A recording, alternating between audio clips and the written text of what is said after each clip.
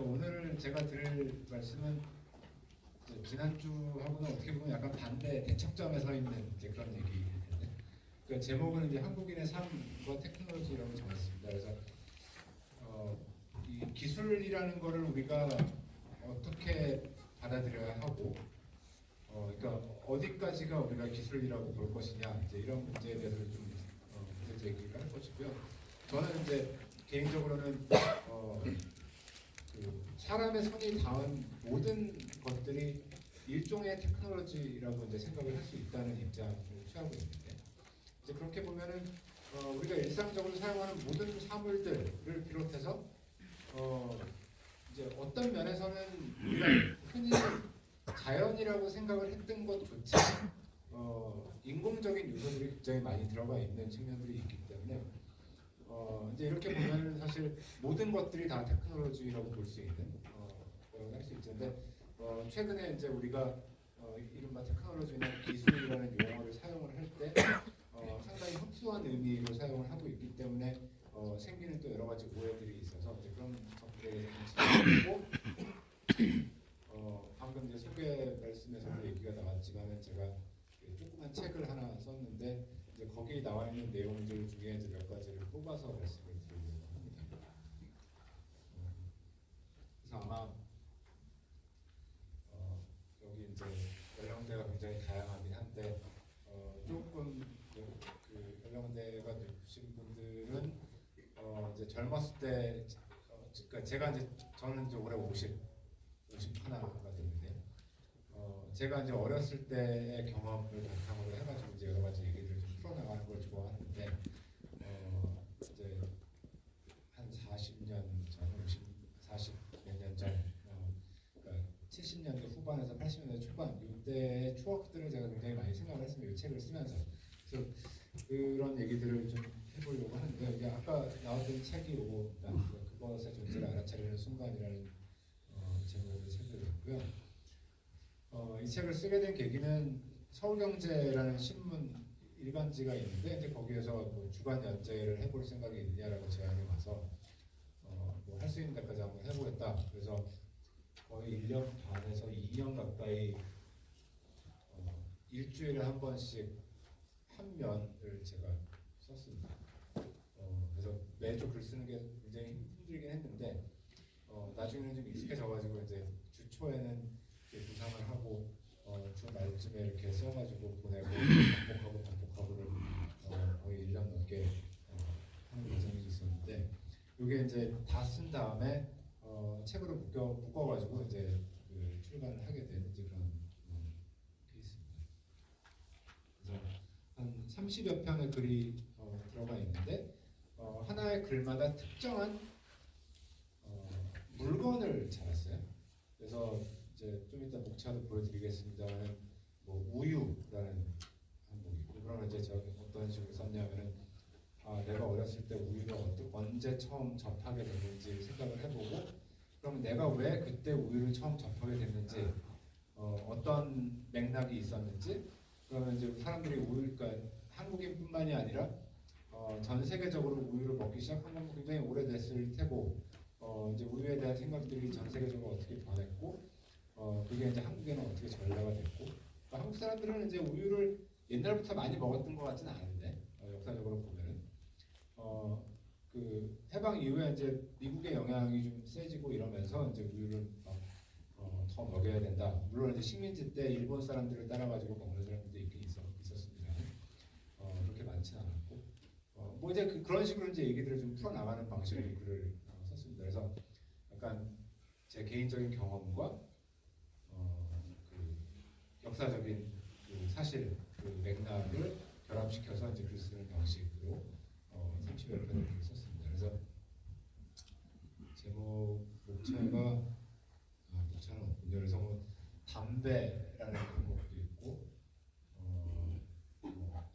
지하철 뭐 이런 것도 있고, 지하철도 처음에 언제 생겼는지를 생각을 해보고, 내가 언제 지하철을 처음 타게 됐는지. 저는 1호선을 처음 개통했을 때 처음 타보지는 못했고, 그때 너무 어려워서 그랬는지 2호선이 개통한 다음에 그 2호선을 처음 타봤던 것 같아요. 진짜. 그러니까 이제 뭐 그런 얘기들을 이제 그 챕터마다 해놨습니다. 그래서 요거를 제가 그 지금 나눠드린 한 장짜리 그 유인물에도 그런 얘기를 좀 해놨는데 자기 민속지라는 표현을 썼습니다. 이 민속지라는 그 연구 방법은 보통 인류학자들이 쓰는 표현이에요. 인류학 하는 사람들은 이제 인류학에 대해서 혹시 들어보신 분이 있을지 모르겠지만 이런 어디 그 우리랑 문화가 완전히 다른 뭐 아프리카나 뭐 동남아시아의 어디 요지나 이런 데 들어가 가지고 그 사람들이랑 같이 생활을 하면서 그 다른 문화권에 사는 사람들은 도대체 어떤 생각을 가지고 사는가를 탐구를 하는 게 어떻게 보면 인류학의 그 방법론이죠. 근데 자기 민속지라고 하면은 이제 내가 스스로 경험한 거를 스스로 반추를 해보면서 그게 이제 어떤 맥락으로 들어있는지를 그 생각을 해보는, 성찰을 해보는 이제 그런 방법론이라고 얘기들을 하는데 이게 뭐 잘 되면 좋지만은 안 되면은 그냥 자기 머릿속에서 그냥 왔다 갔다 하는 생각을 그냥 적는 거에 불과하기 때문에 굉장히 본격적인 연구 방법론이라고 보기는 좀 어렵긴 합니다. 사실은 이제 그렇지만 그 이건 이제 제가 책에 썼던 내용의 일인데, 그러니까 저는 이제 70년대 중반에 서울의 모 지역에서 이제 주로 자라났고 태어나서 자라났고 그래서 지금까지 쭉 살아오는 과정 속에서 이런 각종 테크놀로지를 언제 어떻게 만나게 됐고 그것들이 이제 내 삶에는 어떤 의미가 있었고 한국인 전체로 봤을 때는 이제 어떤 의미가 있었는지를 이제 생각해보는. 그래서 주로 80년대 이후, 70년대 후반에서 80년대 이후 얘기가 많습니다. 왜냐하면 제가 이제 74년생인데 한 4살 때까지는 잘 기억이 안 나고 첫 기억이 이제 한 5살 그때부터 이제 난다고 생각을 하면 그때 이후의 이야기들이 이제 많이 들어가게 됐죠. 그래서 이제 이런 방법을 통해서 그 무렵에 이제 한국 사회가 어떤 기술적 변화를 겪고 있었는지를 포착하려고 하는 그런 시도라고 이제 스스로 의미 부여를 한 거죠. 글 쓴 거를 그래서 아까 말씀드렸듯이 챕터들의 구성은 기본적으로 개인적 경험이 좀 들어가고 역사적 유래하고 그것이 한국에 어떻게 도입이 됐는지 처음에 이제 제가 태어나기 훨씬 이전부터 도입이 됐던 그런 것들도 굉장히 많고 근데 이제 제가 나중에 그걸 경험하게 된 것도 있고 제가 살아가는 과정 속에서 처음 등장하게 된 그런 것들도 굉장히 많죠. 그러니까 대표적으로 이제 컴퓨터 관련된 기술들이 이제 제가 뭐 중학생 때 처음 한국에 그 개인용 컴퓨터가 좀 보급이 되기 시작하고 뭐 그러면서 이제 친구네 집에 놀러 와가지고 이런 게 있다라는 걸 보고 그다음에 뭐 아버지 아버지가 그때 그 당시에 회사를 다니고 계셨는데 큰 회사를 다니고 계셨는데 그때는 컴퓨터를 이렇게 특정한 회사에서 공동 구매를 해가지고 조금 싸게 이렇게 사는 경우가 좀 있었던 것 같아요. 그럼 그 사람들은 왜 공동 구매를 했느냐? 그때 그 당시에 뭐 삼보 컴퓨터 뭐 이런 회사들에서 어떤 식으로 광고를 했냐면 컴퓨터를 사주면 애들 교육에 좋다 이런 식으로 광고를 했다는 거예요.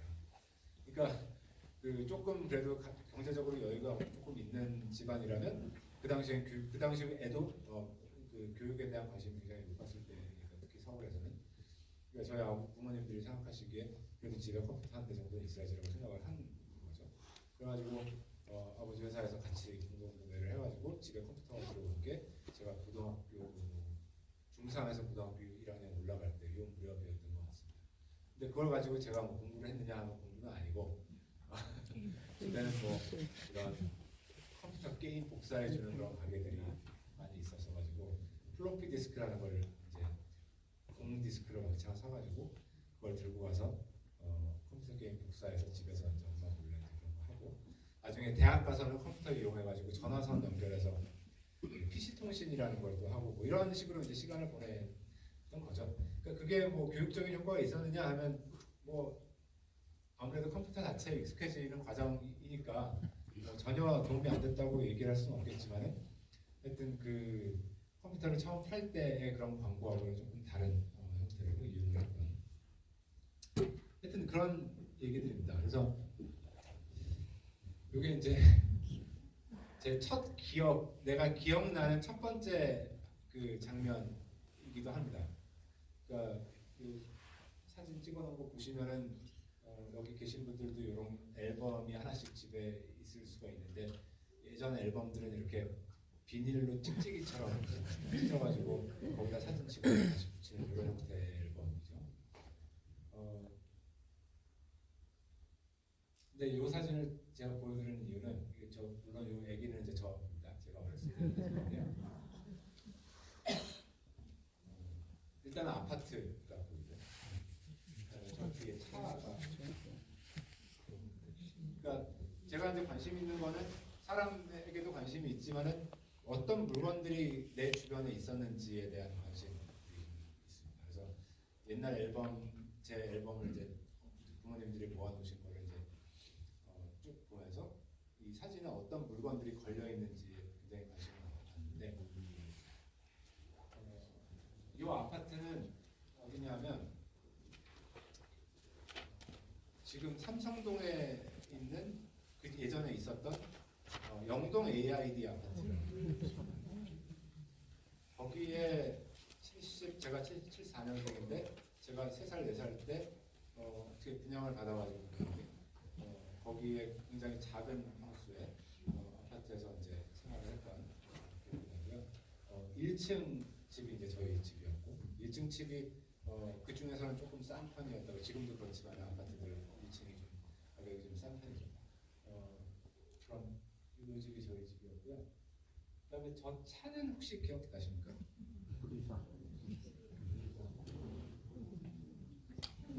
네, 택시고요. 기아에서 나온 브리사라는 이게 사람들이 잘 모르다가 몇 년 전에 그 택시 운전사라는 영화에 이게 나와가지고 조금 화제가 됐던 거기서 송강호가 몰던 모델이 기아 브리사였고 광주의 그 택시 기사들이 몰던 거는 이제 포니 택시. 그래서 이게 이제 그 당시 브리사 모델입니다. 그러니까 이게 78년도에 제가 이제 살고 있던 아파트 단지에 택시가 들어왔는데 이제 이런 기아 브리사 지금은 볼 수 없는 브리사 택시가 다니고 있었다라는 걸 알 수 있게 해주는 그런 장면이고 기아는 뭐 여기 밑에도 보면 아시겠지만 원래는 오토바이를 만들다고 생각했습니다. 그래서 오토바이를 만들다가 3륜차를 만들었죠.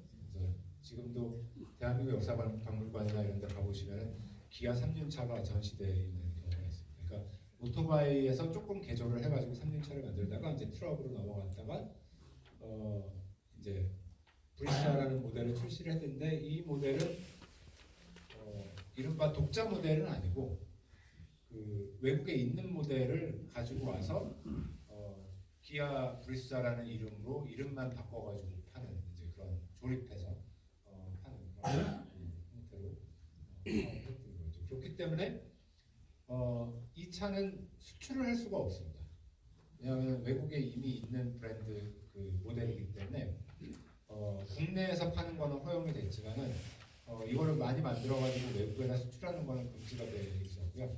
이제 그래서 그 폰이라는 모델을 굳이 만든 이유가 한국의 자동차 산업이 수출을 하기 위해서 고유의 독자 모델을 만들어야겠다라는 생각을 하기 시작한 거죠. 그런 차였고, 요게 이제 그 당시에 AID 아파트의 전경입니다. 거기가 지은 지 얼마 안 됐을 때고요. 지금은 여기가 무슨 힐스테이트인가 뭐 굉장히 고층 아파트가 이제 들어가 있는 자리고 이쪽 건너편에 경기고등학교 있고 뭐 이런. 네, 아쉽게도 저희 부모님은 이 집을 상당히 일찍 타셔가지고 크게 이렇게 이득은 안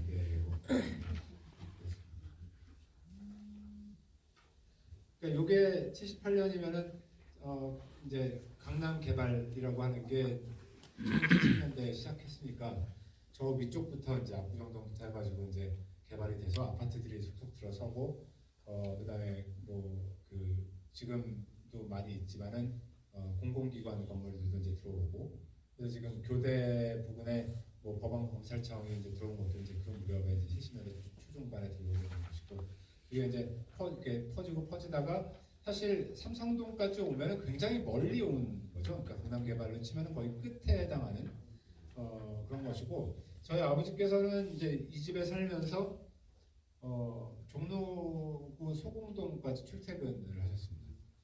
그래서 아침마다 버스를 타고 그 다리를 건너서 터널을 지나서 그 소공동까지 그 출근을 하셨던 게 저도 기억이 나고 이제 가끔 이제 어머니하고 약속을 해가지고 오늘은 회사가 좀 일찍 끝날 것 같으니까 7시까지 거기 신세계를 가서 들어오라. 오늘 이제 어머니는 애가 어리니까 버스를 태우기 좀 그랬다고 생각을 하셨는데 택시를 탔던 기억이 나요. 택시 타고 다리 건너가지고 터널 지나서 이렇게 갔던 기억이 나요. 그때 이제 여동생이 있었는데 여동생은 너도 들어가지고 여기서 맡기고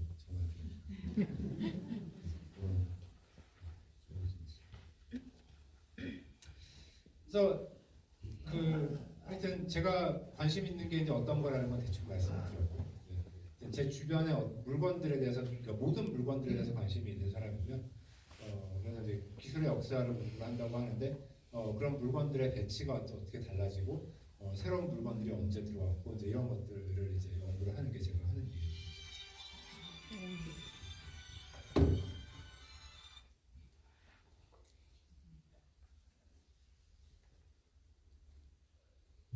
근데 이제 보통 과학기술사라고 하면은 이런 생각들을 많이 합니다. 유명한 과학자들이고요. 역사적으로 많이 알려져 있는 인물이죠. 왼쪽에 있는 사람이 코페르니쿠스라는 사람이고요. 그림이죠. 그래서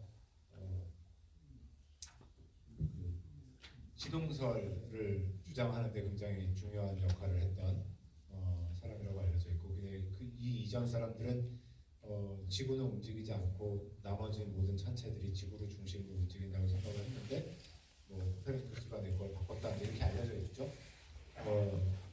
근데 이제 그것도 사실 생각해보면 사실 지구가 안 움직인다고 생각하는 게 너무나 상식적으로 맞는 건데 왜냐면 지금 우리가 서 있는 이 땅은 움직이고 있지 않으니까 아무것도 모르는 그냥 옛날 사람이라면은 당연히 지구는 움직이지 않는다고 생각을 하겠죠. 근데 이제 그럼 어떻게 해서 이 사람은 이런 생각에 도달을 하게 됐나 이제 이런 것들이 이제 그 역사적인 탐구 주제가 되는 것이고 가운데 있는 사람은 이제 뉴턴입니다. 아이작 뉴턴이면 그래서 고전 물리학을 집대성한 걸로 알려져 있고 미분 적분학을 처음 만들어내서 이제 수학적인 방법으로 이런 그 세계의 움직임이 어떻게 일어나는지 세상이 어떻게 움직이는지를 밝혀낸 오른쪽은 뭐 워낙에 유명하니까 뉴턴이 정립한 이런 고전 물리학의 체계가 뭐 우리가 상식적으로 보기에는 이 정도만 가지고도 세상을 이해하는데 큰 무리가 없지만은 굉장히 미세한 그런 단위로 들어가게 되면은 뭔가 안 맞는 것들이 생기고 이제 그걸 이제 이론적으로 어떻게 밝힐 것인가에 대한 기여를 했다. 그래서 세상을 보는 시각을 또 한번 20세기 초에 근본적으로 바꾸는 사람이긴 하죠. 그래서 이게 이제 보통 과학사를 얘기를 하면은 이런 얘기들을 주로 합니다. 예. 제가 하려는 얘기하고 굉장히 다르죠. 그럼 이제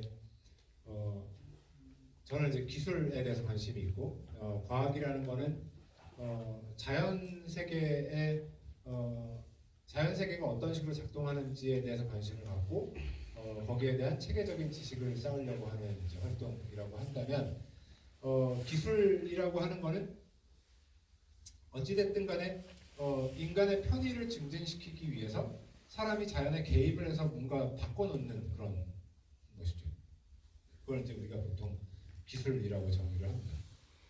그래서 오늘 얘기는 이제 기술, 과학보다는 기술을 중심으로 해서 이야기를 할 거고, 이 기술을 통해서 세상을 본다는 게 도대체 어떤 것인가에 대한 얘기를 해볼 수가 있을 것 같은데, 이 기술도 여러 가지 기술들이 있죠.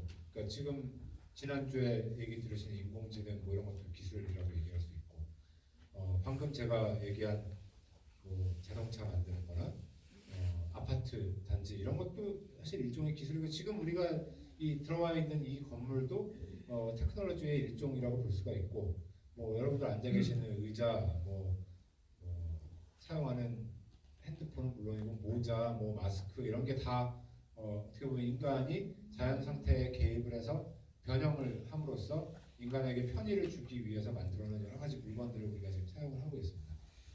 그래서 어떤 기술을 볼 것이냐가 굉장히 중요한데, 우리가 보통 기술이라고 하면, 이거는 그냥 제가 사람들이 테크놀로지 또는 기술이라고 하면 어떤 생각을 떠올리냐라는 얘기를 할 때 잘 사용을 하는 건데, 예를 들면 뉴욕타임즈에 테크놀로지 섹션이 있습니다. 그러면 이 테크놀로지 섹션에서는 주로 어떤 얘기들이 오가느냐라고 하면은, 우리가 그 이른바 최첨단 분야에 대한 얘기들이 주로 그래서 뭐 소셜 미디어에서 뭐 페이스북이나 트위터나 뭐 이런 데서 어떤 일들이 일어나고 있는지,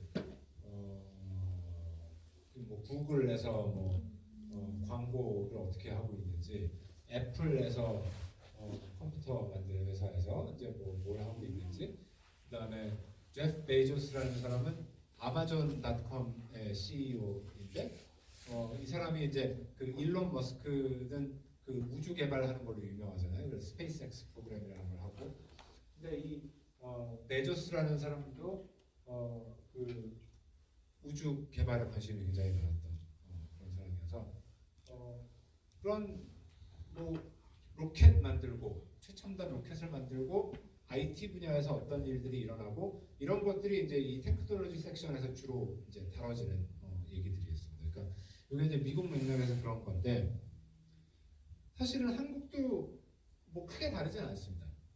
한국도 조선일보에 들어가면은 경제 밑에 테크라는 섹션이 있는데, 여기 나오는 얘기들이 뭐 미국만큼 그렇게 최첨단은 아니지만 그래도 뭐 반도체 업에 대한 얘기가 많이 나오고, 그 다음에 뭐 이런 스마트폰 새로 출시된 거, 그 다음에 LG 플러스 인터넷에서 뭐 요금제 5G 요금제 받고, 요건 약간 좀 그래도 덜 첨단스러운 기사이긴 하죠. 전기밥솥 만드는 흑첸이라는 회사가 공장을 신축을 했다, 뭐 이런 기사들입니다. 근데 어쨌든 뭐 첫 번째를 빼면 나머지는 그래도 우리가 흔히 이른바 첨단 기술이라고 하는 그런 분야에 대한 이야기들이 화제가 되는 것만은 분명한 사실입니다. 이제 그 이유는 뭐 여러 가지 이유가 있겠지만은, 하나는 이 조선일보의 테크, 그리고 이제 뉴욕타임즈의 테크놀로지라는 섹션이 주로 어떤 사람들이 관심을 갖고 보는 섹션이냐면, 주식 투자에 관심 있는 사람들이 약간 기술 동향을 파악하기 위해서 보는 그런 이제 지면이긴 해요. 그러니까 이제 이런 기사들이 주로 나오는 것인데, 근데 그럼에도 불구하고 우리가 보통 기술 또는 테크놀로지라고 하면 떠올리는 것들이 사실 이런 것들, 컴퓨터, 그러니까 예를 들어서 구글에다가 테크놀로지로 검색을 하면 나오는 이미지들이 대개는 어떤 거냐면은 막 0101 막 이런 게 막 떠다니고 있고, 뭐 되게 복잡한 반도체 회로 같은 게 이렇게 보이고, 그런 걸 이미지화한 거, 이런 것들이 많이 나온단 말이죠. 여기에 자전거가 나오지 않아요. 테크놀로지를 검색을 했는데 자전거를 보여주지 않습니다. 그냥 자전거는 굉장히 오래전부터 우리한테 굉장히 익숙한 기술이고, 그거는 보통 우리가 기술이나 테크놀로지라고 부르지 않는 것이 그냥 사물이죠, 우리 주변에. 근데 아까 제가 이제 기술에 대해서 정의를 한 거에 따르면은, 이제 사실 그런 것들도 다 일종의 테크놀로지의 그 범위에 들어가는 그런 거라고 볼 수가 있는 것이죠. 그래서 앨런 케이라는 80대 중반이 된 컴퓨터 과학자고 지금 우리가 사용하고 있는 컴퓨터에서 마우스로 아이콘을 클릭해서 작동을 시키는 그런 방식을 처음 만들었던 사람이기도 합니다. 이 사람이 기술에 대해서 얘기를 했던 게 테크놀로지라는 거는 당신이 태어났을 때 존재하지 않았던 것들을 주로 얘기를 한다고 얘기를 해요. 그러니까 약간 농담 비슷하게 얘기를 한 건데 그러니까 우리가 태어났을 때 이미 있었던 거는 우리는 테크놀로지라고 보지 않는다는 거죠. 그건 그냥 일상 사물이라고 보고 저같이 이제 74년도에 태어나서 80년대 중반 후반쯤에 컴퓨터를 처음 만나게 되면은 그건 이제 테크놀로지에 해당한다고 되고 스마트폰 이런 거는 이제 우리가 테크놀로지라고 이제 받아들여지. 그러니까 그렇게 보면은 이게 세대에 따라서 무엇을 테크놀로지로 보느냐 달라질 거라고 생각을 할 수가 있을 것 같아요. 그러니까 지금 저희 딸은 08년생인데 지금 고등학교 2학년입니다. 이제 그 친구는 태어났을 때부터 스마트폰이 있었죠. 거의 초창기이긴 했지만 그러니까 사실 뭐 의식이 있을 때면은 이미 이렇게 막 터치하는 거에 익숙하고 뭐 아이패드 이런 것도 나오고 막 이러니까 그러니까 이제 그런 거를 일종의 일상 사물이라고 받아들이게 되는 이제 그런 세대인 것이고, 그러니까 저하고는 좀그 영유아 시절의 경험이 굉장히 다른 것이죠. 이 기술적인 맥락이 굉장히 다른 그런 세대라고 볼 수가 있을 것 같습니다. 그래서 이제 기술이라는 개념을 좀 확장시켜서 볼 필요가 있다라는 얘기고요.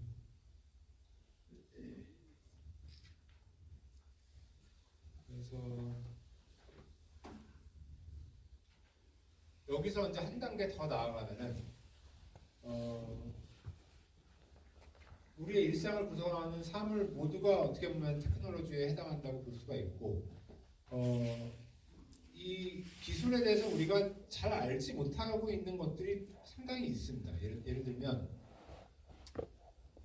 이 종이컵 사진을 제가 여기다 올려놓은 이유는 종이컵은 굉장히 단순한 기술이죠. 종이로 만들어져 있고 풀이 조금 들어갔을 거. 근데 이게 실제로 어떻게 만들어지는지를 생각해 보신 적이 있으신가요?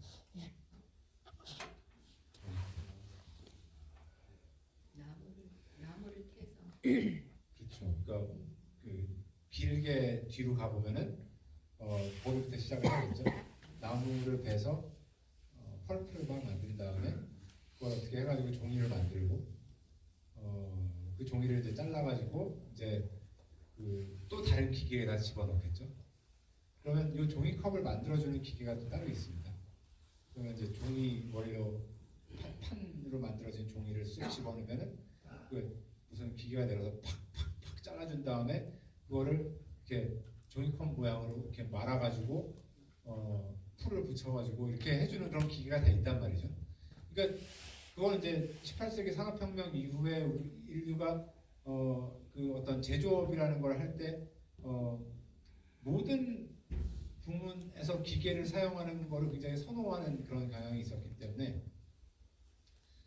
이런 굉장히 단순한 것처럼 보이는 물건을 만드는데도 이제 각각 그 목적에 맞는 기계들이 다 있는 것이죠. 그래서 유튜브나 이런데 찾아보시면은 종이컵 만드는 공정을 찾아보면은 그 기계가 어떻게 생겼는지도 볼 수 있고 그거 보고 있으면 되게 신기합니다. 그러니까 의외로 많은 노력이 들어간 그런 기계를 설계하는 데 있어서 제가 특히 인상 깊게 봤던 거는 이제 그런 종류의 영상들 중에 인상 깊게 봤던 거는 알루미늄 야구 배트를 만드는 공장 뭐 이런 것도 있어요. 그러면 알루미늄이 이렇게 막 판으로 와가지고 뭐 뚫뚫 말린 다음에 그 다음에 어떻게 하고 뭐 그런 공정들이 쭉 있는데 각 공정마다 기계가 다 따로 있습니다. 그러니까 이런 제조업을 하는 사람들은 이제 그런 걸 다 알고 있겠죠. 그러니까 얼마나 복잡하다는 걸 이해를 하고 있을 텐데 이제 그 결과물을 그냥 사용만 하는 사람들은 이 사물의 배후에 어떤 노력들이 들어가 있는지를 생각하기가 사실은 쉽지 않죠. 그러니까 근데 예를 들어서 우리 주변에 어디 경기도만 나가도 이런 공장들이 아직 그래도 꽤 남아 있을 텐데 그런 공장들에서 어떤 일들이 일어나고 있는지를 한번 생각을 해보는 것도 굉장히 중요한 그 사고 실험이 될 것 같고 그다음에 아까 그 나무 베는 것도 말씀하셨지만은 그 나무를 베려면은 또 여러 가지 기계들이 필요하죠. 나무 베는데도 그 벌목하는 현장에 요새는 뭐 유튜브에 영상들이 다 있어가지고 맘만 먹으면 다 찾아볼 수 있는데 벌목하는 현장에 그 들어가는 기계도 굉장히 많고 그다음에 그거를 운송해가지고 그 우리가 원하는 곳까지 가지고 오는 것도 또 뭐 이런 대형 컨테이너 선 같은 게 필요하기도 하고 뭐 하여튼 굉장히 복잡한 이런 과정을 거쳐가지고 우리가 쉽게 한 번 쓰고 그냥 버려버리는 이런 종이컵들이 나온다 말이죠. 근데 종이컵 같이 이렇게 단순한 것도 이렇게 방금 제가 한 5분 정도를 설명해야 되는 그런 복잡한 과정을 거쳐가지고 여기까지 오는데 이거보다 더 복잡한 뭐 이런 스마트폰 같은 이런 기계들은 얼마나 복잡한 공정을 거쳐가지고 우리 손에 들려오는 것이겠습니까? 그러니까 이제 그런 것들이 어떻게 보면 테크놀로지를 통해서 세상을 보는 것 중에 그러니까 그런 볼 수 있는 게 여러 가지가 있지만 그 중에 하나가 이 우리가 최종 산물을 손에 들고 있을 때 이 배후에 도대체 뭐가 들어있는지 이게 여기에 내 손에 들리기까지 얼마나 많은 그런 과정을 거쳐가지고 여기까지 오게 됐는지를 한번 생각해 보는 거예요. 이런 것들이 이제 그 기술이라는 걸 생각하는 그런 볼 수가 있겠습니다. 그래서 한국 그 현대사를 거치면서 뭐 해방 이후에 한국 사회의 사물의 배치가 굉장히 많이 변했습니다. 그래서 심지어는 제가 어릴 적하고 지금을 비교를 해봐도 많은 것들이 달라졌고 아마 이제 오늘 오신 분들 젊었을 때를 생각해 보시면 그때의 이 서울이라는 공간과 지금의 서울은 완전히 다른 세상이라는 거를 이제 생각을 하실 수가 있을 텐데 그래서 이게 한국의 근현대사를 생각을 할 때 우리가 보통 뭐 이렇게 생각을 하죠. 뭐 독립운동가 얘기를 하고 뭐 친일파 얘기를 하고 그다음에 뭐 군인 높은 고위급 군인들이 어떤 일들을 했고 정치인들이 또 어떻게 거기에 저항을 했고 뭐 민주투사들이 어떻게 민주화 운동을 했고 뭐 이런 식으로 이제 보통 한국 근현대사를 이해를 하고 있는데 사실은 이제 저 같은 사람의 입장에서는 더 중요한 거는 어떤 면에서는 이 사물의 배치가 어떻게 변화하는지를 이해를 하는 게 어떻게 보면 더 근본적인 의미에서 한국 근현대사의 변화를 포착하는데 필요한 작업이라는 그런 믿음을 갖고 이제 그 작업을 하고 있습니다. 그래서 이제 오늘 드릴 말씀은 이제 왼쪽에 있는 그림은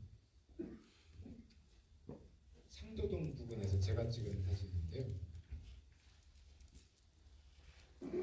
건물들이 요 건물은 뭐 한 60, 70년대에 지어진 것 같고 요거는 그 다음에 지어진 것 같고 8, 90년대 저거는 한 2000년대 이후에 지어진 저건 지금 짓고 있는 그 당시에 한 5, 6년 전에 제가 찍은 사진이니까 지금은 아마 완공이 됐을 겁니다. 그러니까 아파트 단지들이 이제 뒤에 그러니까 이런 식으로 그 시대가 중첩이 되어 있죠. 우리 주변의 이런 사물들의 배치를 보면 옛날에 만들어놨던 물건을 쉽게 바꿀 수 있는 경우도 있고 이렇게 건물들은 비교적 또 쉽게 바꿀 수가 없는 그런 구조물들입니다. 여러 가지 이유에서 그 다음에 또 대표적으로 쉽게 바꿀 수 없는 게 고가도로 이런 게 쉽게 바꿀 수 없는 지하철 이런 건 쉽게 바꿀 수 없는 고가도로는 굉장히 많은 노력을 통해 가지고 지금 상당히 많이 철거가 되고 있죠. 그래서 그 서울역 앞에 있는 고가도 이제 더 이상 이용은 안 하고 예전에 있던 청계 고가도로는 완전히 철거를 했고 그래서 지금 순차적으로 지금 철거를 하고 있는 중입니다. 그러니까 이제 그런 식으로 이 서울 안에서도 사물의 배치가 굉장히 빨리 변화하고 있고, 그다음에 오른쪽 사진은 한 10년 전쯤에 제가 전주 내려가는 기차 안에서 찍은 사진인데요. 이 사진을 보여드리는 이유는 이게 이제 서울에서 이제 이런 데서 기차를 타고 내려가 보면 아 참 자연이 좋다 뭐 이제 이런 생각을 하지 않습니까? 근데 사실 생각해 보면은 저 안에 도대체 어디까지가 자연이냐라고 하면은 사실 자연 상태 그대로인 거는 거의 없는 거죠. 여기는 다 영동 지역이니까 사람의 손이 개입을 한 지역이고, 저 뒤에 있는 야산도 거기에 있는 나무들이 뭐 50년대, 60년대까지는 민둥산이다가 60년대 이후에 이제 그 산림 녹화 사업 이런 걸 통해 가지고 이제 특정한 수목 종을 이제 대거 갖다 심어가지고 만들어진 것이 이제 저런 거죠. 그래서 이번에 산불이 좀 크게 났지 않습니까? 이제 그것도 뭐 이제 TV에 나와가지고 코멘트하는 사람들 얘기를 들어보면은 한국에 소나무가 굉장히 많은데 그때 심을 때 소나무를 너무 많이 심어가지고 근데 소나무가 그 송진이 나오는데 그게 한번 불이 붙으면 잘 꺼지지가 않고 뭐 이런 얘기를 하더라고요. 그런 식으로 인위적인 녹화 사업을 통해 가지고 그 산림 녹화를 했기 때문에 또 생기는 여러 가지 문제들이 있는. 그렇게 보면은 저 뒤에 있는 야산도 사람의 손을 굉장히 많이 탄 거죠. 그런 면에서는 일종의 인공물이라고 볼 수가 있는 것이고, 뭐 앞에 이 앞쪽에 있는 이런 거는 뭐 비닐하우스 이런 건 당연히 인공물이고, 이것도 다 사람의 손이 들어가 있는 거니까. 그러면 지금 보는 이 풍경에서 사람의 손이 안 탄 거는 없는 거죠. 심지어는 하늘까지도 오늘도 이렇게 마스크 많이 쓰고 오셨듯이 저도 마스크 썼는데 그 미세먼지가 좀 안 좋아가지고 이렇게 목이 좀 쾌쾌하고 막 그렇더라고요. 그래서 심지어는 이 하늘조차도 사람의 그런 활동이, 인간의 활동이 이제 그 영향을 줘서 자연 상태 그대로라고 보기는 좀 어려운 그런 상황이죠. 그러니까 이렇게 보면은 이 기술을 통해서 세상을 본다는 게 사실은 세상 전체를 다 보는 거예요. 그러니까 특정한 영역만 보는 게 아니라 그냥 우리가 살고 있는 이 세상 전체를 일종의 그 테크놀로지를 통해 본 세상이라고 볼 수도 있을 것 같습니다. 그래서 이제 이런 얘기들이 이제 이 책에 나와 있고 좀 비슷한 얘기들이 조금 더 깊게 쓴 게 이제 저 테크놀로지 컬처 연대기라는 책이 요 전에 출간이 됐습니다. 그래서 조금 케이스를 몇 가지만 간단하게 사진 보면서 그냥 말씀을 빨리 드리겠습니다. 시멘트에 대한 글을 제가 좀 길게 쓴 게 있는데요. 여기 나오는 얘기가 이제 시멘트라는 게 뭐냐부터 시작해서 보통 이런 형태로 알고 있죠. 시멘트 회사 그 공장들은 주로 처음에는 이제 강원도 쪽에 많이 있었는데 그러다가 충청도 쪽에도 좀 생기고 인천에도 좀 짓고 뭐 이래가지고 지금은 시멘트를 만드는 회사가 굉장히 많긴 한데 이게 이제 시멘트 포대라고 이제 보통 하죠. 요거는 이제 공사 현장에서 직접 타설을 해가지고 쓸 때는 이렇게 쓰고, 이거보다 훨씬 대량으로 쓸 때는 레미콘 공장이라는 게 있습니다. 그래서 서울에도 약간 외곽 지역에 눈에 잘 안 띄는데 레미콘 공장들이 있어가지고 거기서 대량으로 타설을 해가지고 그 빙글빙글 도는 그 트럭에다 싣고 공사 현장을 보내가지고 바로 부을 수 있게 해주는 그런 거죠. 제가 아는 레미콘 공장 중에 제가 살던 데 좀 가까운 데 있었던 거는 남태령곡에 지나가는 길에 서울 쪽으로 거기에 레미콘 공장이 하나 있었어요. 그래서 지금도 있는지는 모르겠는데, 그래서 거기 뭐 먼지 날린다고 사람 주민들이 막 불만도 많고 막 되게 그랬었거든요. 그 다음에 그 서울숲 거기에 그 회사 이름이 뭐더라? 하여튼 이렇게 거미처럼 생긴 공장이 있다가 지금 폐쇄해가지고 다 철거를 했죠. 맨날 한 2년 전에. 그러니까 이제 그런 것들이 이제 점점 서울에서는 없어지고 있는 추세입니다.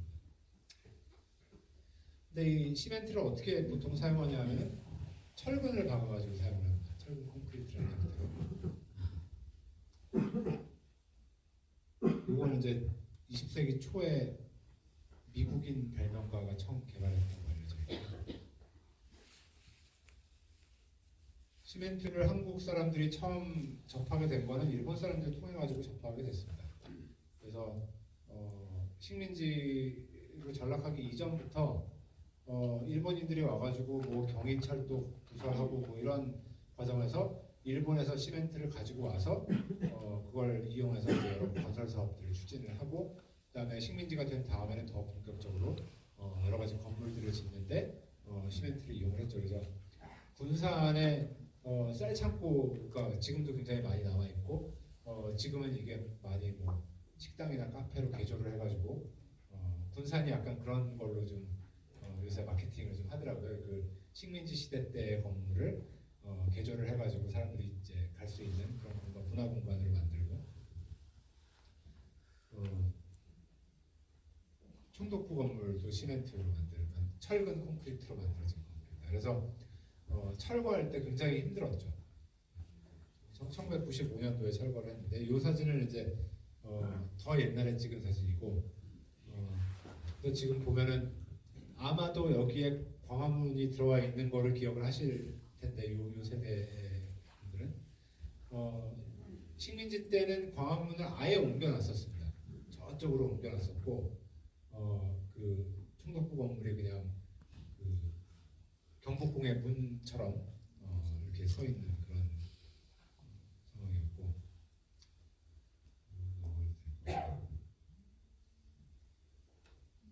삼척의 동양 시멘트 공장이 대한민국 최초의 시멘트 공장입니다. 그럼 왜 삼척에서 시작을 했느냐? 일제강점기 때 일본인들이 남겨놓은 시멘트 공장이 삼척에 있었어요.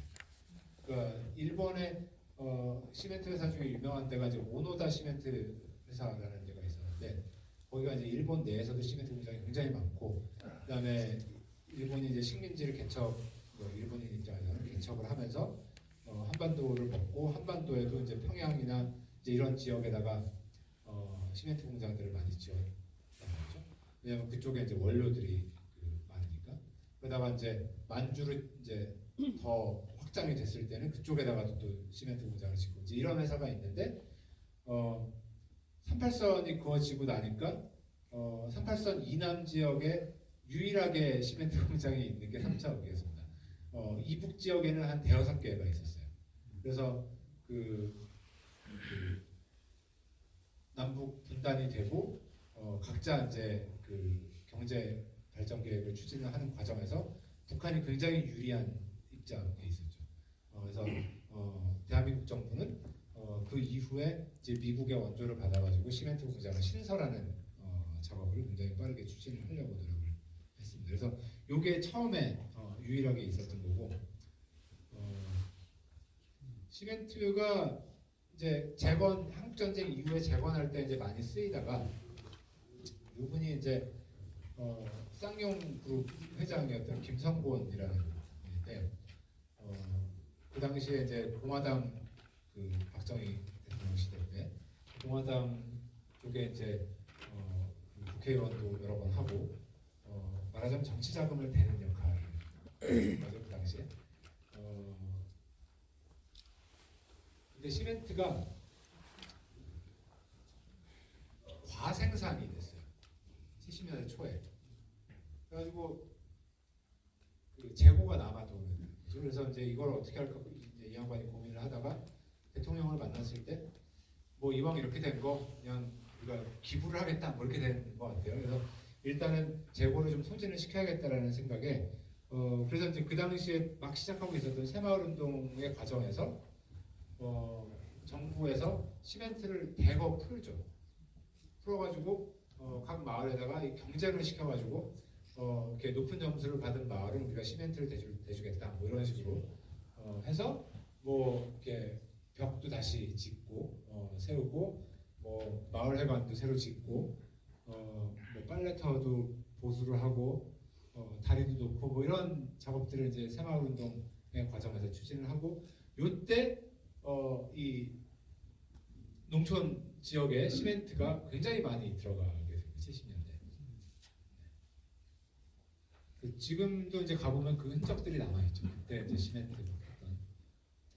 그다음에 심지어는 지붕도 옛날 지붕 하지 말고 슬레이트라는 시멘트하고 성면을 섞은 그런 소재를 써라라고 권장을 해서 굉장히 많은 집들이 이 슬레이트 지붕을 이제 사용을 했습니다. 근데 나중에 이 슬레이트에 들어가 있는 성면이 몸에 안 좋다는 것을 이제 알게 되면서 이거 다시 다 뜯어가지고 이제 그 다음 그 버전으로 넘어갔죠. 그래서 지금 요즘 이런 시골에 가보면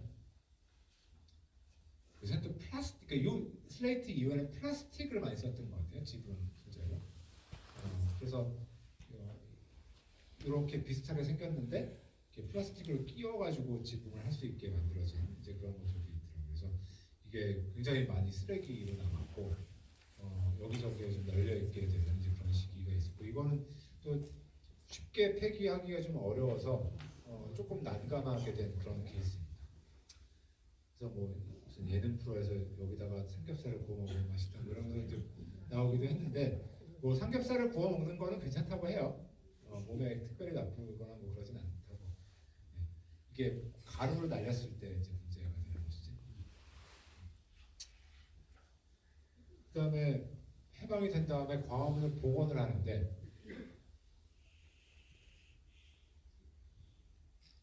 요 밑에는 이제 돌로 했고 여기를 지을 때 요 위쪽 이제 누가 부분을 지을 때 시멘트를 사용을 합니다. 복원을 할 때. 그래서 지금 우리가 보고 있는 광화문은 아마도 이걸 다시 복원을 한 걸 거예요. 근데 68년도에 복원을 할 때는 시멘트를 사용했다고 해서 그 당시에 이제 문화재 전문가들 사이에서 약간 논란이 좀 있었어요. 이거 이래도 되냐? 뭐 설랑설레가 좀 있었는데 뭐 이왕에 짓는 거 좀 튼튼하게 짓는 게 좋지 않냐? 뭐 이런 그 입장이 승리를 해서 그냥 시멘트로 복원을 하게 됐다라는 그런 기록이 남아 있더라고요. 그다음에 뭐 기억하시겠지만 옛날에는 이게 한글로 되어 있었죠.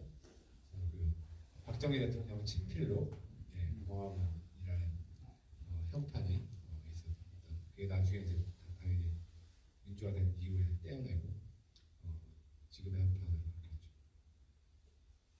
그러다가 95년도에 아까 말씀드렸듯이 그 총독부 건물 그 이후에 우리가 중앙청 건물이라고 했던 이 건물을 이제 그 철거를 했고 광화문의 위치도 이제 원래 위치로 다시 이제 옮겨놓은 상태이고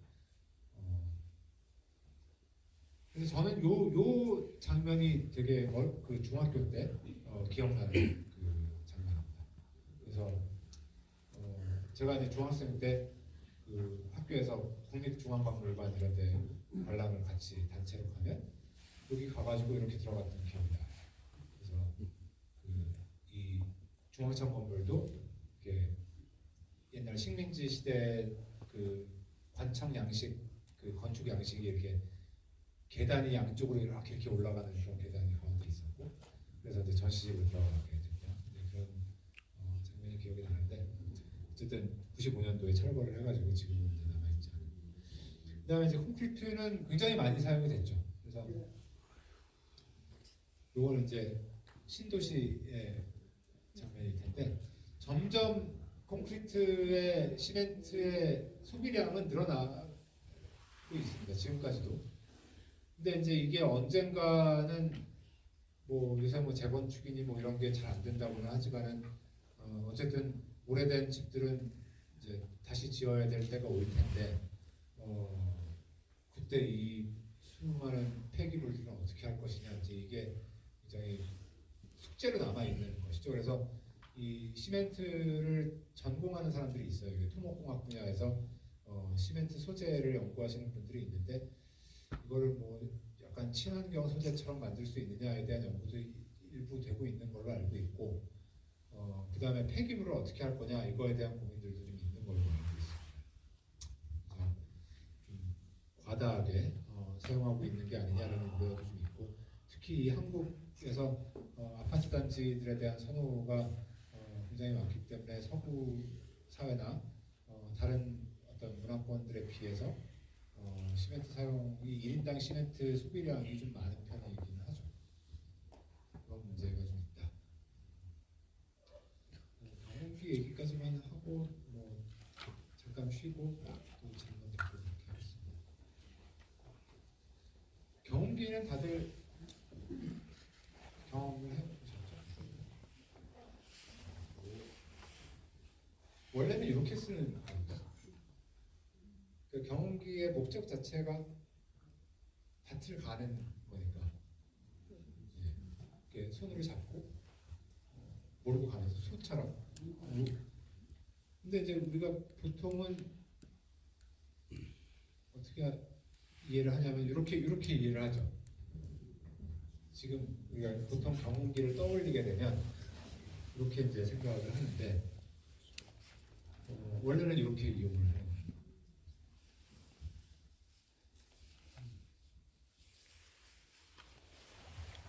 그리고 앞에 보이는 거를 우리가 경운기라고 하고 저 뒤에 있는 거는 트랙터라고 해요. 바퀴 4개 달린 거를 트랙터라고 하고 2개 달린 거는 경운기라고 하고 이 용어는 이제 일본에서 온 용어, 경운기라는 말 자체는.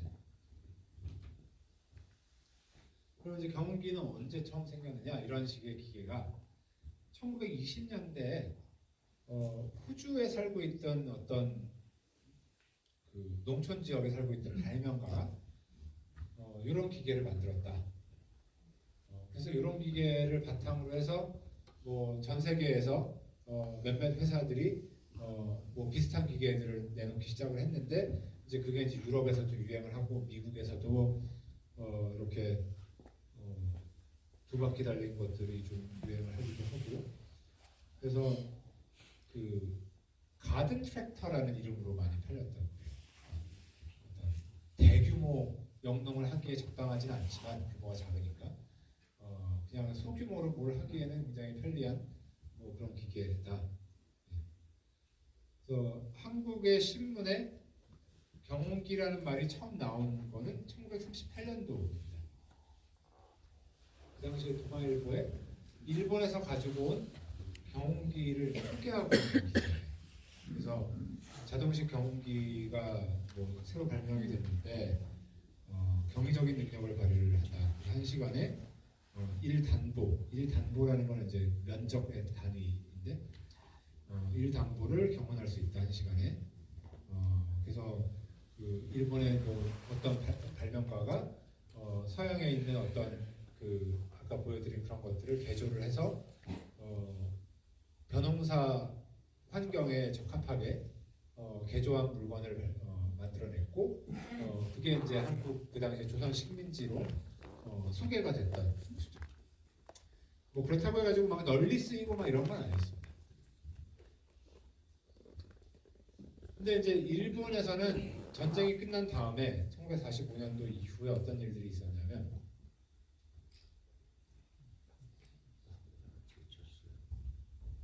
경운기 생산량이 50년대를 거치면서 급증을 합니다.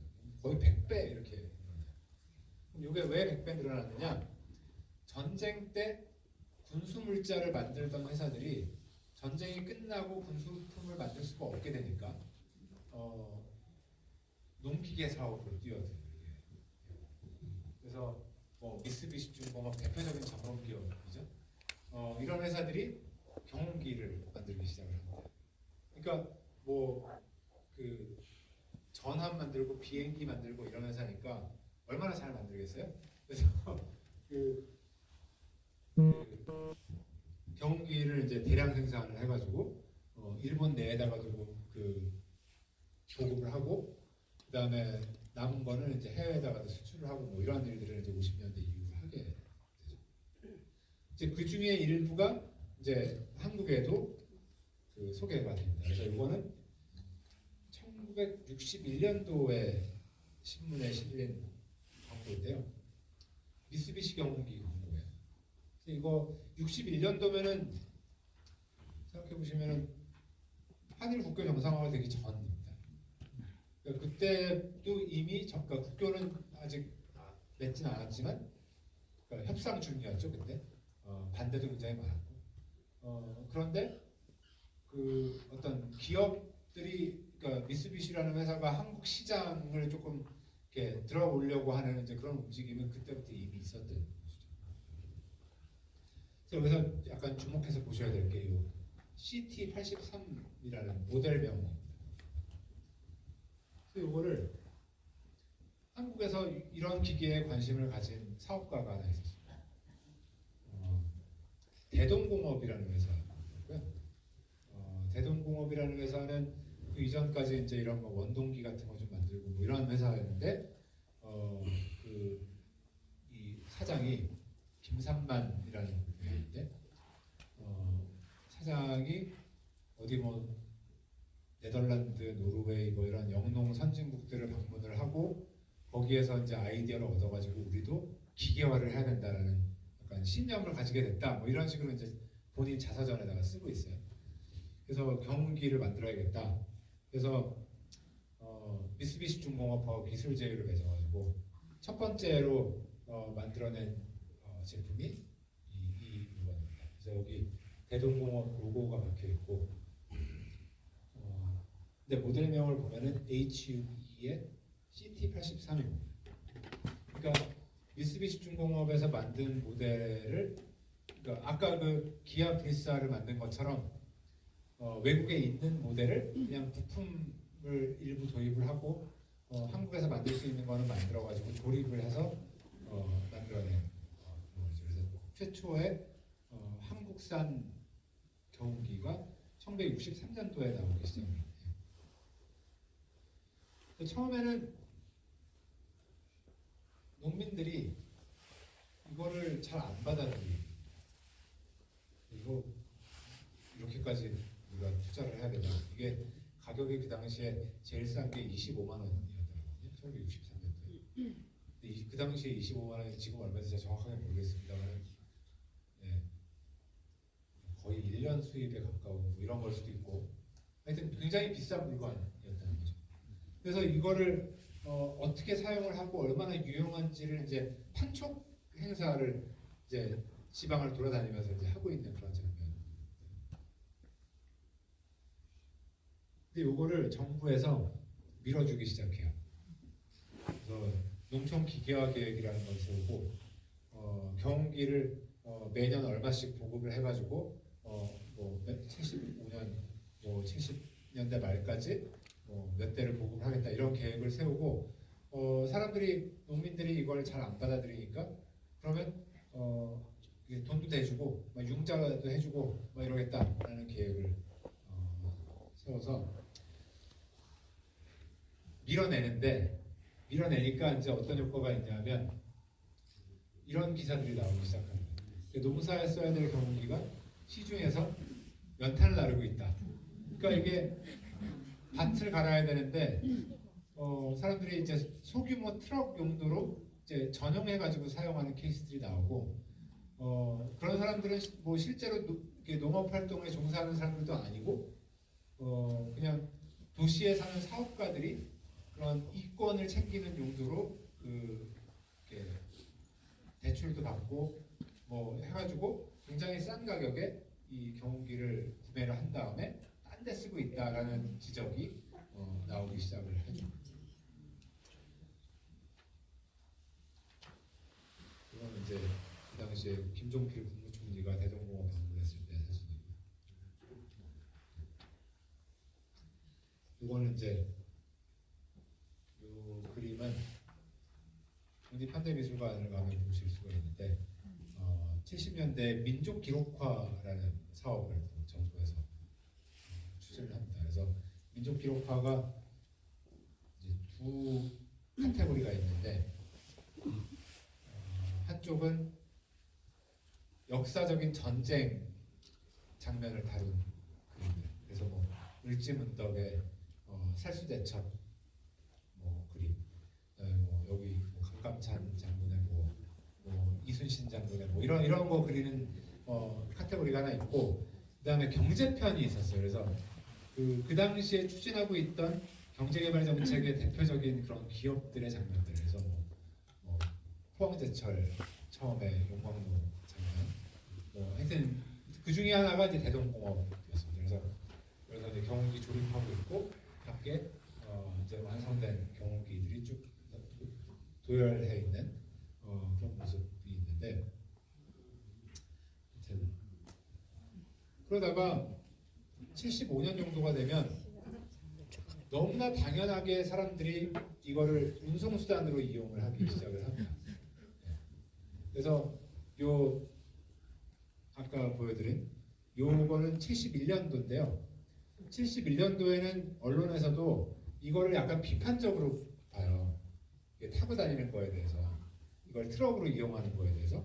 근데 75년도가 되면 별로 뭐 그런 느낌이 없어집니다. 그냥 뭐 경운기를 타고 다닐 수도 있지 이렇게.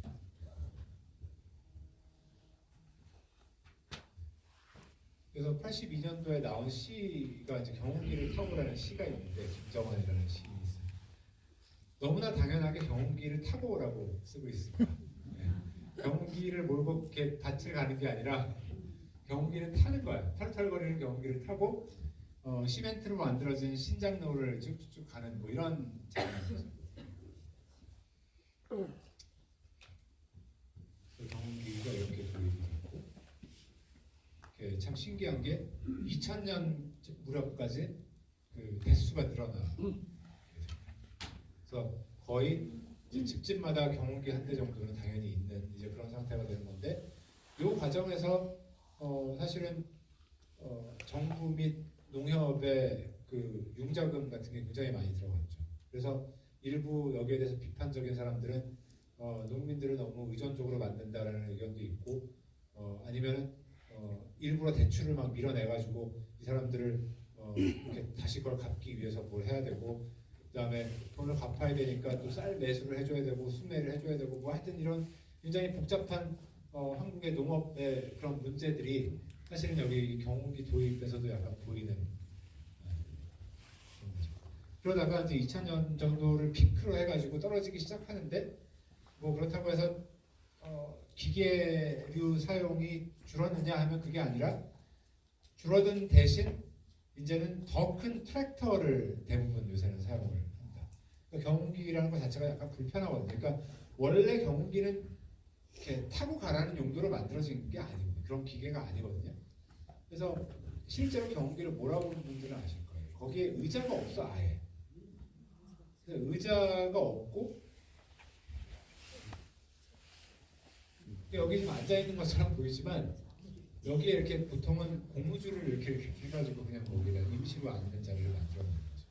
그러니까 원래 만들어질 때부터 그러니까 물론 임시적으로 이렇게 연결해가지고 사용할 수 있게는 만들어놨지만 이렇게 편안하게 앉아서 가라는 용도로 만들어진 기계는 아닌 것이죠. 그래서 운전할 때도 이렇게 허리가 좀 꾸꾸정해지고, 장거리를 이렇게 운전하기에는 좀 무리가 있는 그런 기계예요.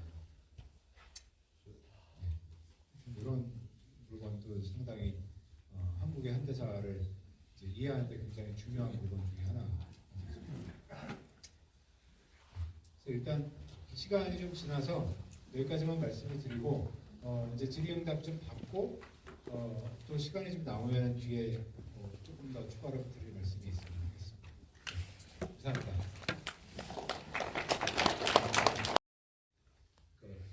상수도, 하수도 뭐 이런 것들이 이제 전기, 전화, 인터넷, 도로, 지하철 이런 것들은 이제 우리가 보통 인프라스트럭처라고 보통 얘기를 하는데, 기반 시설이라고 하죠.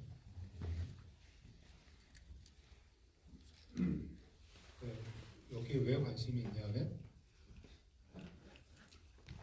이게 연구하기가 굉장히 어렵습니다. 이 인프라에 대한 연구가 굉장히 어려운데 이게 규모도 굉장히 크고 복잡하고 그 다음에 여기에 대한 얘기가 별로 없어요. 그러니까 말을 잘 안 해요. 사람들이 디스커션을 잘 안 하는 편입니다. 왜냐하면 인프라는 잘 작동을 하고 있을 때는 그냥 거기에 있는 거, 당연히 있는 것처럼 생각을 하죠.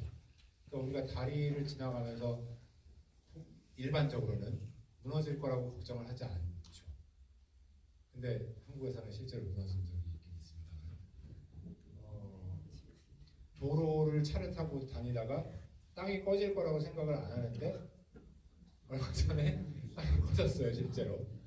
그러니까 이제 그런 문제가 생길 때 우리가 인프라에 대한 생각을 하게 됩니다. 그러면은 저는 그 싱크홀 문제에 관심이 좀 있어서 앞으로 좀 연구를 해보려고 하는데 이 싱크홀이 과연 탐지가 될 것이냐, 그러니까 예측을 할 수 있을 거냐 하면은 그 당시에 그 한 일주일 전인가요? 그 일이 있었던 게 한 열흘 됐던 것 같은데. 근데 그때 나온 기사를 보니까 이게 근본적으로 탐지하기가 거의 불가능하다는 거예요. 왜냐하면 길거리에 다니다 보면은 그 지하를 탐지하는 목적으로 장치를 매단 차들이 있어요. 걔네들이 다닙니다. 하는 일이 이 초음파 같은 걸 아마 쏴가지고 그 밑에 뭐 구멍이 있는지 없는지를 확인을 하는 뭐 그런 작업을 당연히 할 텐데 그거 가지고 안 된다는 겁니다. 왜냐하면은 이번에 케이스도 이게 도로 표면이 있고 흙이 쭉 있고 그 밑에 뭔가 이렇게 벽 같은 게 하나 있고 그 밑에 이런 파이프 같은 게 있다는 거예요. 근데 그 파이프에서 물이 새가지고 뭐 밑에가 약간 무너졌고 그 밑에가 무너지면서 그 벽이 무너졌고 그러면서 그 구멍으로 이 도로하고 그 벽 사이에 이 흙이 쫙 빨려 들어가면서 이렇게 이제 구멍이 생긴 케이스거든요. 그러면은 이걸 어떻게 탐지를 해요? 미리 탐지할 수가 없어요. 굉장히 빠른 속도로 그 무너지는 거기 때문에.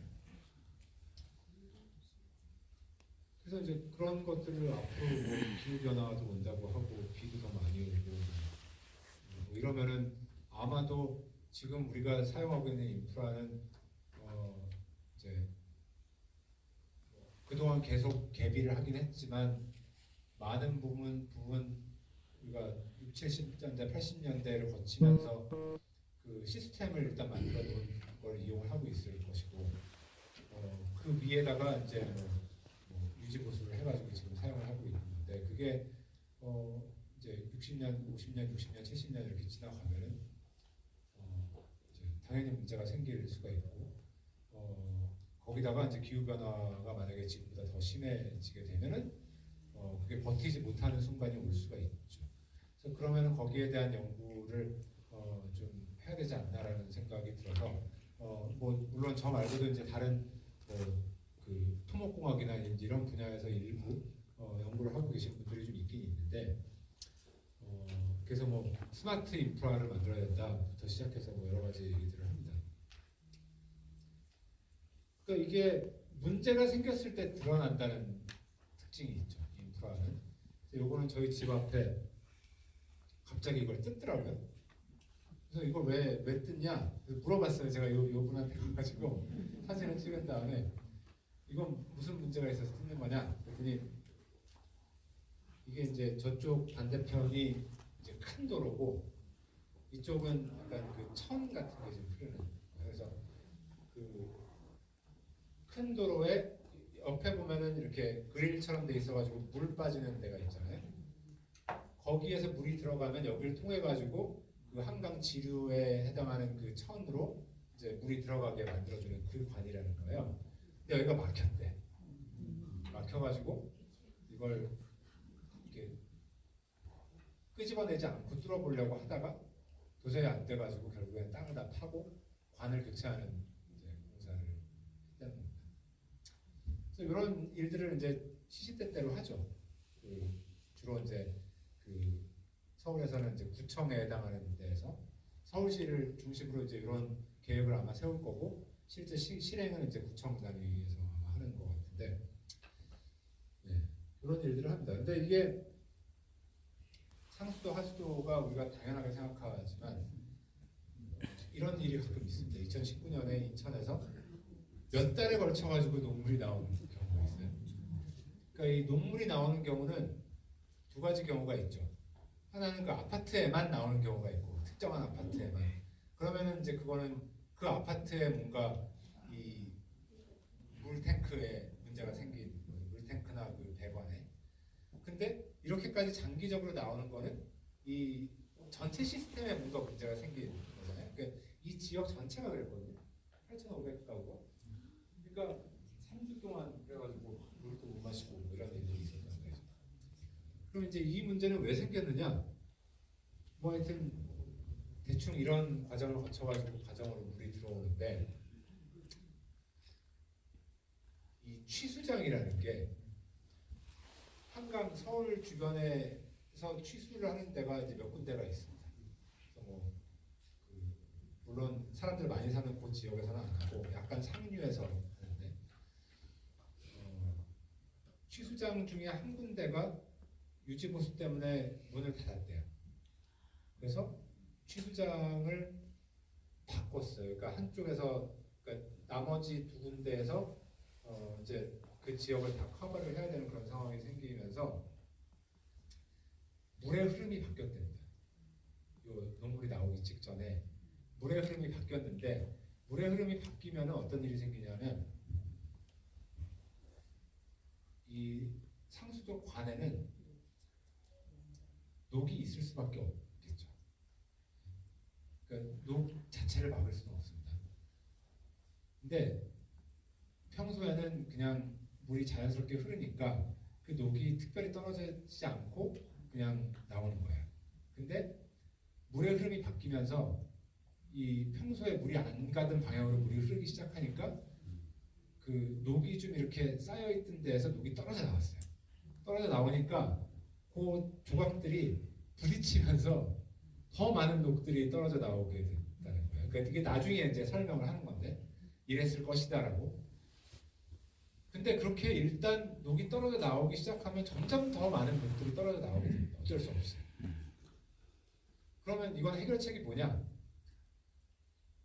녹이 더 이상 떨어져 나오지 않을 때까지 기다리는 거거든요. 물을 계속 흘려보내면서. 그래서 3주, 4주가 걸리는 거예요.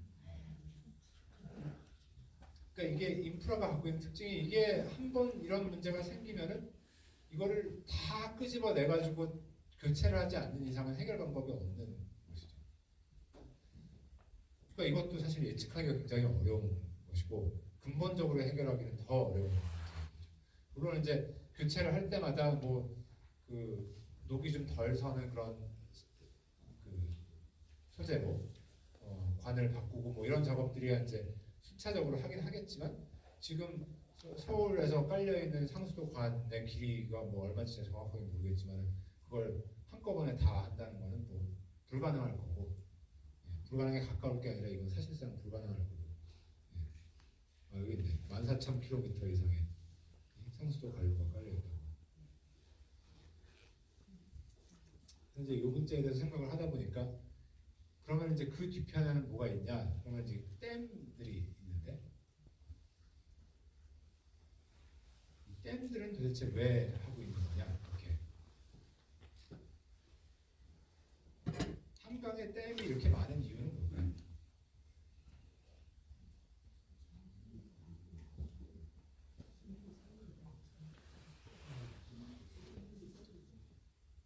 그러니까 이제 한강 속에 있는 댐들은 우리가 보통 다목적 댐이라고 합니다.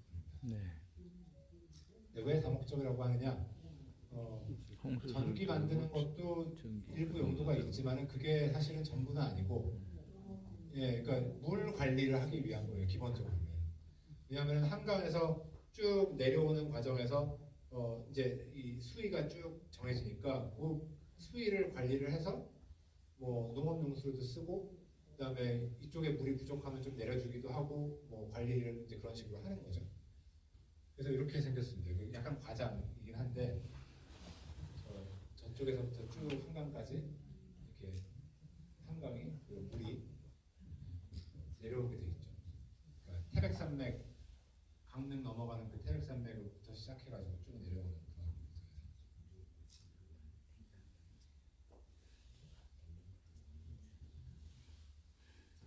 그래서 이제 평화의 댐이라는 게 이제 저 임남댐이라는 게 이제 북한에서 만들었던 그 공격용 댐이라고 했던 거고요. 거기에 대항하기 위해서 평화의 댐을 지었고.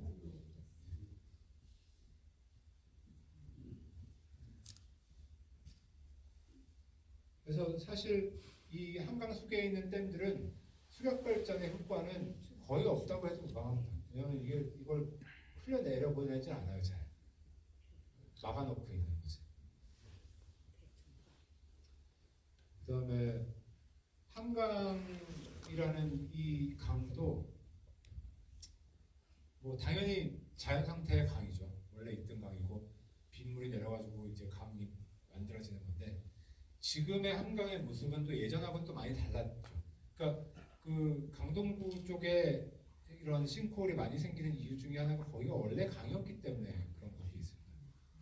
그러니까 이 강남 개발을 하면서 한강의 그 흐름을 아예 바꿔서 그쪽을 땅으로 만들고 뭐 이렇게 한강 이쪽 위쪽으로 이동하게 된 그런 케이스고 홍수를 막기 위해서 옛날에는 홍수가 굉장히 많이 났는데 요즘은 예전에 비해서는 그래도 좀 낫죠. 몇 해 전에 강남 지역 물바다 뭐 이런 한번 홍수가 나긴 했는데 그 강남역 쪽에 서희초등학교 사거리에 사람들 갇혀 있고 뭐 이런 장면이 기억이 나는데 근데 하여튼 그런 사태를 막기 위해서 이제 여러 가지 장치들이 달려 있죠. 빗물 펌프장도 있고 홍수 예방을 위한 여러 가지 시설들이 한강에 달려 있고 이제 그렇기 때문에 특히 이 도시를 통과하는 강들은 이 물의 흐름이 너무 바뀌면은 사람들이 사는데 지장이 있기 때문에 그거를 유지시켜주기 위해서 여러 가지 장치들을 해놓고 뭐 고수부지 콘크리트로 설치를 해놓고 그 흐름을 유지를 시켜주는 거죠. 그러니까 이게 굉장히 손이 많이 가는 작업입니다. 왜냐하면 이 강이라는 거는 원래 흐름이 이렇게 S자로 이렇게 되면서 흐름이 바뀌게 돼 있어요. 자연적으로는. 그래서 시간이 많이 지나면은 원래 흐르던 방향으로 가는 게 아니라 한쪽이 깎여 나가고 한쪽에 퇴적이 되면서 물의 흐름 자체가 바뀌게 돼 있어요. 근데 그게 바뀌면 사람 사는데 불편하니까 그렇지 않게 만들어 놓은 거거든요. 이제 그러면은 막 강바닥에 퇴적물이 막 쌓이고 그러면은 또 홍수가 나고 그러니까 막 준설도 해줘야 되고 땅을 파가지고 그 물의 흐름이 원활하게 유지가 시켜주기 위해서 굉장히 많은 노력이 들어가고 있는 지금의 한강. 이제 그런 의미에서 제가 아까 처음에 말씀드렸듯이 이 한강이라는 이 자연 공간도 사실상 인공물이 되어 있는 것이죠. 지금은 보기에 이제 딱 보면 이제 자연 상태의 강으로 보이긴 하지만 이게 그 모습을 유지시키기 위해서 굉장히 많은 사람의 그 손길이 들어가 있는. 그다음에 하수도는 이제 물재생센터라고 해가지고 옛날에는 하수처리장이라고 그랬는데 그렇게 얘기하면 동네 집값 떨어진다고 물재생센터 이렇게 이런 식으로. 근데 이게 국가기관 시설이라 뭐 네이버 지도 이런 데 보면은 그냥 이렇게 퍼렇게만 나와 있어요. 근데 굉장히 넓은 지역에 이제 각 지역에서 내려온 오수를 정화를 해가지고 이제 한강으로 내려보내는 그런 일들을 하는 곳이죠. 그래서 한강이라는 게 일종의 기계장치로 작동을 하고 있다. 그다음에 다리, 한강 다리 굉장히 많아요.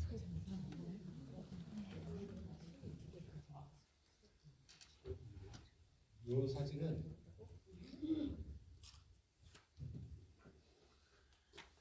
한강 교량 건설지라고 그 당시 서울시에서 만든 자료인데요. 한강 다리가 이제 언제 처음 지어졌고 공사비가 얼마나 들었고 뭐 이런 자료가 나와 있습니다. 근데 여기에 제가 노란색으로 칠해놓은 거는 뭐냐면 보면은 광진교, 제일한강교부터 이렇게 서울대교, 영동교, 잠실대교, 청와대교, 잠실대교, 행주대교까지 나오는데 건설비가 뭐 그냥 크게 뭐 이게 약간 비싸긴 하지만 대충 뭐 이 정도 선에서 유지가 되다가 이때부터 급증하죠. 공사비가. 그 급증하는 게 뭐냐? 성수대교 하고 성산대교 이 두 개가 공사비가 엄청나게 급증을 합니다. 그럼 왜 급증을 하느냐? 공법이 달랐어요. 그래서 그 이전에는 그냥 약간 무식하게 튼튼하게만 지은 거예요. 콘크리트 부어가지고 기둥 놓고 그 위에다가 상판 깔아가지고 만들었는데 요 성수대교부터 77년도에 공사를 시작했는데 요 게르버 트러스 공법이라는 걸 도입을 했어요. 그러면은 이 게르버 트러스 공법은 왜 도입을 했느냐? 이게 보기에 좋아서 이렇게. 그래서 뭐가 보기에 좋냐? 교각과 교각 사이의 거리가 넓습니다. 성수대교. 다른 그 이전에 지어진 한강다리들에 비해서. 그러니까 예전에 이렇게 촘촘하게 이렇게 있었다면 옛날에 성수대교는 좀 이렇게.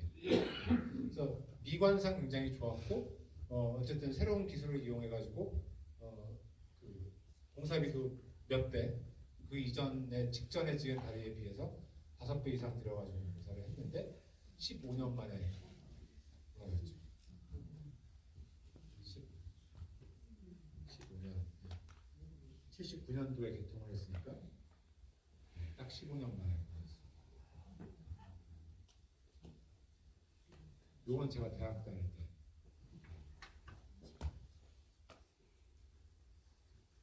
그래서 이제 이런 게 이제 그 당시에 예술성을 강조하는 그 분위기가 있었다. 토목에서도 그러니까 이런 뭐 일반 건축뿐만이 아니라 건축 설계와 당연히 미적인 그런 감각을 요구하지만 이런 대형 토목공사에서는 이런 생각이 전혀 없었는데 이제 70년대 후반부터 이제 이런 얘기들이 나오기 시작을 하는 거예요. 그래서 변환점에 서 있다. 그래서 현재 건설 중인 세계의 교량은 과거의 형태에서 탈피한 새로운 형식의 교량입니다. 이게 이제 성수대교 공사 보고서에 나와 있는 이렇게 79년도 개통할 때 신문에 성수대교가 교각 사이가 긴 날씬한 모습이다라는 식으로 소개가 되죠.